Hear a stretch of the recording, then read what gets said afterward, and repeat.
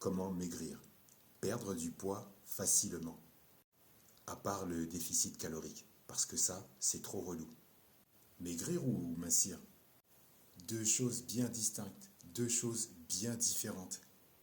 Maigrir, c'est réduire ton enveloppe corporelle et regarder les chiffres en montant sur ta balance.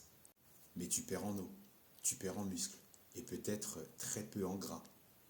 Mincir, c'est se référer à une perte de graisse corporelle tout en préservant, tout en conservant ta masse musculaire. Cette distinction est très importante pour que tu comprennes ces deux approches entre la perte de poids et la perte de gras. Alors pourquoi on maigrit sur la balance, mais pas physiquement? C'est parce que tu dois sans doute construire du muscle et en même temps perdre du gras. Ton tissu musculaire est plus important, beaucoup plus dense que la graisse. Donc dans le miroir ou dans le regard de tes proches, tu as l'air plus mince, avec une meilleure composition corporelle, mais sans obtenir un quelconque changement sur la balance. Le pèse-personne ne prend pas en compte le poids de ton ossature. Il ne prend pas en compte le poids de ta masse musculaire, donc de ta masse grasse, il s'en tape.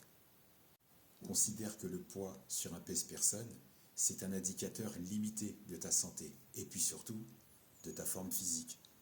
Pour en revenir au déficit calorique, ce n'est pas du tout à la portée de tout le monde. Ressentir de la fatigue et avoir fréquemment la dalle, ce n'est pas évident et ce n'est vraiment pas à la portée de tout le monde. Le déficit calorique fait perdre du poids, mais pas si sûr qu'il fasse perdre à tout le monde et sans aucune exception beaucoup de gras. On a tous un métabolisme différent. Le déficit calorique est très difficile à tenir sur la durée, puisque le corps de certains demande toujours des calories. C'est dur, ton corps a besoin d'énergie pour fonctionner. Et si tu réduis ton apport calorique, il est compréhensible qu'un jour, tu pètes les plombs.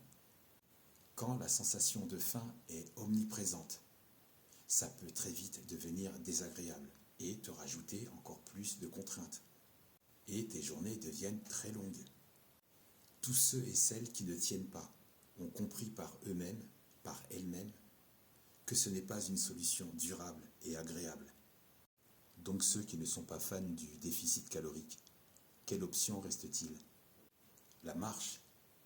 Si tu marches 1 heure minimum par jour, perte de gras il y aura et tu conserveras du muscle.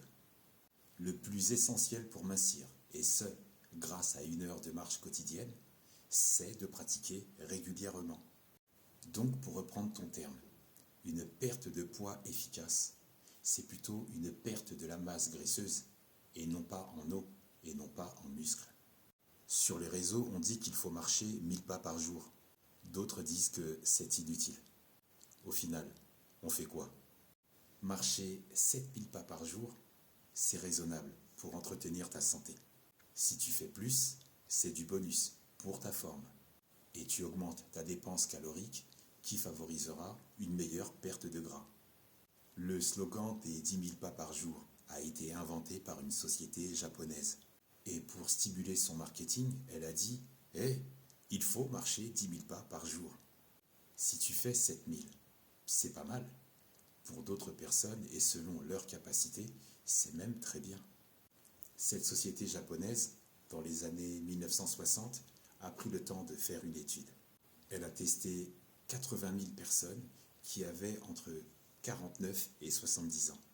Toutes équipées d'un podomètre, elles ont effectué des marches lors d'une étude poussée qui a duré 7 ans. Une étude de 7 piges, ce n'est pas ridicule. Il y a eu d'excellents retours. Toutes les personnes qui marchaient au-delà de 7000 pas, car à force de répétition et d'entraînement, 7000 devenant trop facile, elles franchissaient le cap des 10 000 pas. Et elles ont eu beaucoup de résultats positifs sur l'amélioration de leur santé.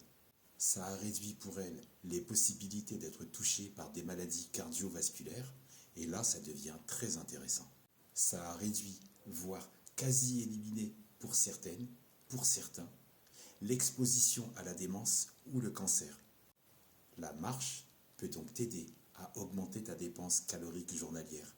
Et ton corps aura l'impression de participer à un déficit calorique, mais sans te priver de nourriture, ni réduire tes portions.